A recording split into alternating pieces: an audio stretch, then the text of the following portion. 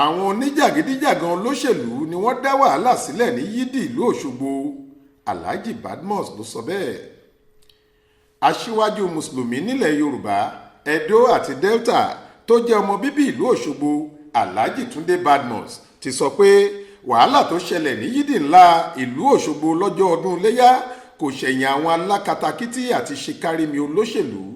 Ní Yidi ńlá ìlú Òṣogbo tí gómìnà Adémọ́lá Adélékè ti fẹ́ kírun lọ́jọ́ ọdún ni wàhálà ti bẹ́ sílẹ̀ látàrí àìsí ètò tó péye nípa ibi tí àwọn lóókọ fẹ́ jókòó sí.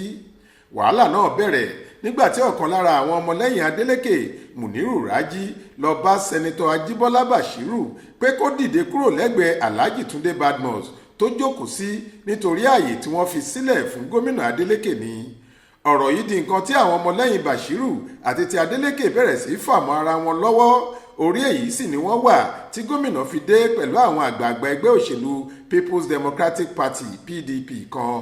Bí wọ́n ṣe débẹ̀ tí wọ́n rí i pé ọ̀rọ̀ ìjókòó kò lójú ni gómìnà padà sínú mọ́tò rẹ̀ tí wọ́n gbé sítòsí àbájáde ẹnu ọ̀nà Yidi. Lẹ́yìn ìṣẹ́jú díẹ̀, Alhaji Tunde Badmus àti ìmáàmù àgbà ìlú Òṣogbo Sheikh Musa Animashaun lọ sọ́dọ̀ gómìnà láti mú un padà síbi tí yóò jókòó sí. Ṣùgbọ́n àwọn alátìlẹyìn ẹgbẹ́ All Progressives Congress APC àti PDP tí wọ́n ṣe fàǹfà lọ́wọ́ kò tí ì dáwọ́ dúró. Báyìí ni gómìnà Adélékè bínú padà sínú mọ́tò rẹ̀ tí gbogbo wọn sì kúrò níbẹ̀. Lẹ́yìn tó kúrò tán ni ìmáàmù àgbà tó kírun ọdún tí wọ́n sì ṣàdúrà fún ogunlọ́gọ̀ àwọn tó wà níbẹ̀. Nínú ọ̀rọ̀ tirẹ̀, Ajíbọ́lá Bashiru sọ pé ọ̀kan lára àwọn onítara òdì tí wọ́n ń pe ara wọn ní alátìlẹyìn Adélékè nílùú Òṣogbo ló dá wàhálà náà sílẹ̀ nítorí kò sí wàhálà kankan láàrin òun àti gómìnà Adélékè. Ó ní ṣe ni Muniru wá bá òun tó ń pariwo lé òun lórí pé kóun dìde kúrò níbi tóun jókòó sí nítorí gómìnà ló fẹ́ jókòó síbẹ̀. Ó ní kò sáwọn amúgbálẹ́gbẹ̀ẹ́ gómìnà kankan tàbí àwọn òṣìṣẹ́ aláàbò níbẹ̀ tó lè jẹ́ kí ẹnikẹ́ni mọ̀ pé gómìnà ń bọ̀. Ajíbọ́lá sọ pé lẹ́yìn àdúrà ọdún àwọn ọlọ́pàá kan wá bá òun pé kọmíṣánná ọlọ́pàá fẹ́ rí òun sì sọ fún wọn pé gbogbo àwọn adarí mùsùlùmí nílùú Òṣogbo tí wọ́n jọ gbé mọ́tò kan ṣoṣo wá sí Yidi yìí ni kọmíṣánná máa rí papọ̀. Nínú ọ̀rọ̀ tirẹ̀, Muniru Raji sọ pé ṣe ni Ajíbọ́lá Bashiru mọ̀ọ́mọ̀ jókòó síbi tí wọ́n ti ṣètò sílẹ̀ fún gómìnà Adélékè tẹ́lẹ̀ pẹ̀lú èròǹgbà láti da ìrun Yidi ọjọ́ náà rú ni. Ó ní èèyàn àlàáfíà ní Adélékè. Nígbà tó kíyèsí pé wìtìwìtì wà níbi tó fẹ́ jókòó sí ló ṣe padà sínú mọ́tò rẹ̀ tó sì lọ. Raji sọ síwájú sí i pé tó bá jẹ́ pé gómìnà tó fẹ́ lo agbára ni ọ̀pọ̀lọpọ̀ àwọn èèyàn ní ìbá farapa níbẹ̀, ṣùgbọ́n ṣe ló kúrò láti má ṣe jẹ́ kí wàhálà ṣẹlẹ̀.